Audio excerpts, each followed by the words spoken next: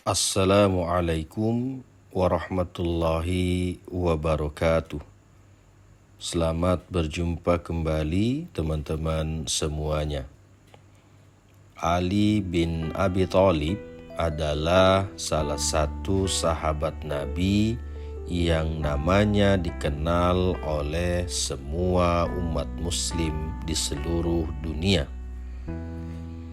Oleh Rasulullah, beliau diberi gelar Babul Ilmu atau pintunya ilmu, sehingga setiap perkataan Ali selalu direnungkan oleh para sahabat yang lain, termasuk semua nasihat yang pernah dikatakan oleh beliau. Di antara nasihat-nasihatnya ada 7 nasihat yang harus kita renungkan dan diingat seumur hidup kita. Kemudian kita berupaya untuk mengamalkan nasihat tersebut. Yang pertama, jangan berbicara tentang hartamu di hadapan orang miskin. Membicarakan harta yang kita miliki di hadapan orang miskin sama saja dengan kesombongan. Kita merasa lebih unggul dari orang miskin karena memiliki harta yang jauh lebih banyak. Secara tidak sadar, kita juga sudah menyakiti perasaan orang miskin tersebut. Yang kedua, jangan bicara kesehatanmu di hadapan orang sakit. Saat bertemu atau menjenguk orang sakit, jangan bicarakan soal kesehatanmu di depannya, sebab perkataanmu akan menyakiti perasaan orang sakit. Perlu diingat, orang yang sedang sakit belajar menghargai betapa nikmatnya sehat itu, dan mereka sedang digugurkan dosanya oleh Allah bila ikhlas menerima semua penyakitnya.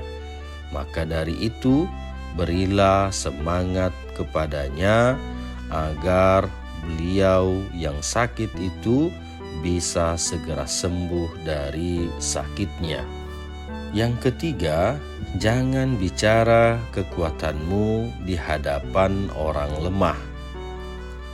Membicarakan keunggulan fisikmu, kecerdasanmu, kemampuanmu di depan orang yang kamu anggap lemah termasuk perbuatan sombong.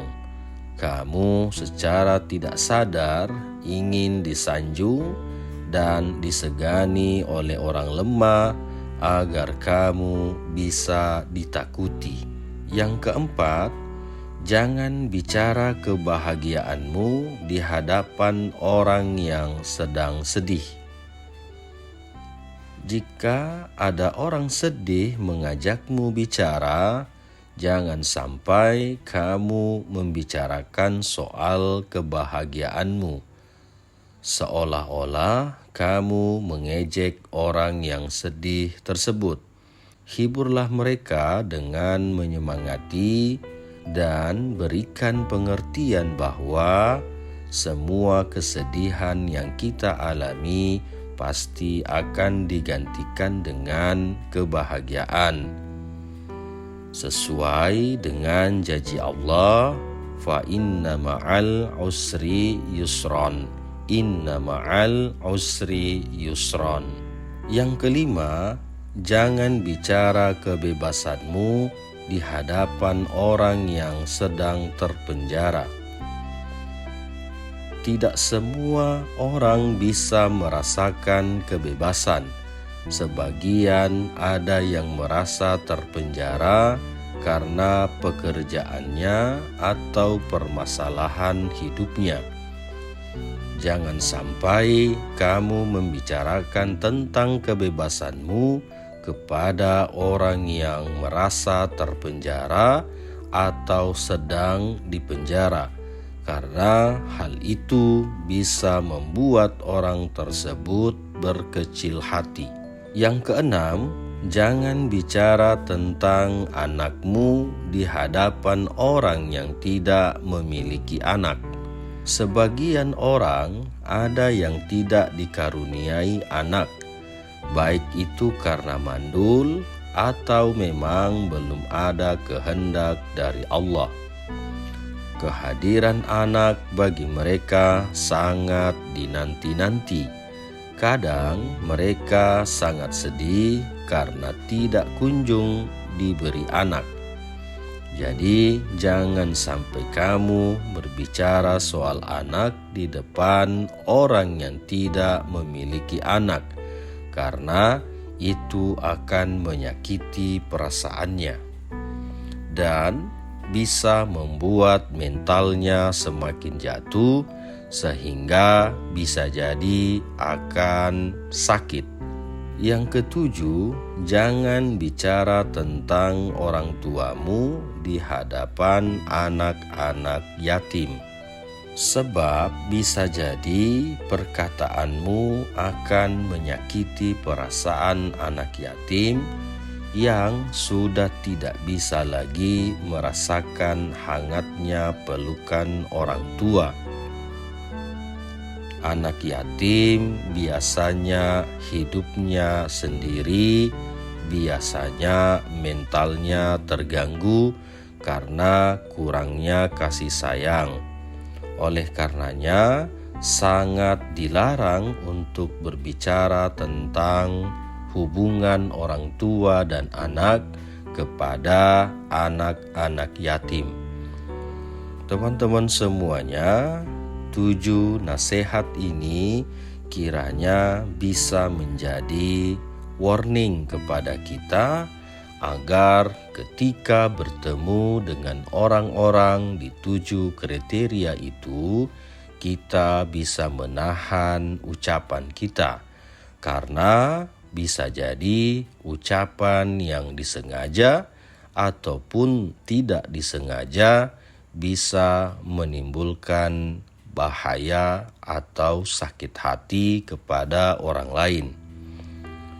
Tentu kita dengan rem yang kita miliki bisa melihat di mana, dengan siapa, dan dalam kondisi seperti apa kita akan berbicara. Memberikan alarm pada mulut dan pikiran kita bisa membuat kita selamat dari lingkungan dan orang-orang di sekitar kita. Saling menghargai itu lebih baik, saling menghormati itu lebih baik, apalagi ketika kita hidup di lingkungan yang majemuk. Tentu akan ada perbedaan-perbedaan pikiran, perbedaan-perbedaan pandangan, sehingga kita wajib memilah dan memilih kata-kata atau ucapan yang akan kita keluarkan pada saat berhadapan dengan orang lain. Teman-teman semuanya, kita adalah makhluk sosial yang tidak bisa hidup tanpa orang lain. Oleh karenanya, hubungan dengan orang lain ini harus terus kita jaga agar kehidupan kita bisa tetap damai di dalam lingkungan tempat tinggal kita, pekerjaan kita, atau hubungan dengan keluarga kita. Teman-teman semuanya, semoga video ini dapat memberikan pencerahan, memberikan sharing kepada teman-teman semuanya agar bisa diamalkan dan diaplikasikan dalam hidup sehari-hari. Terima kasih. Assalamualaikum warahmatullahi wabarakatuh.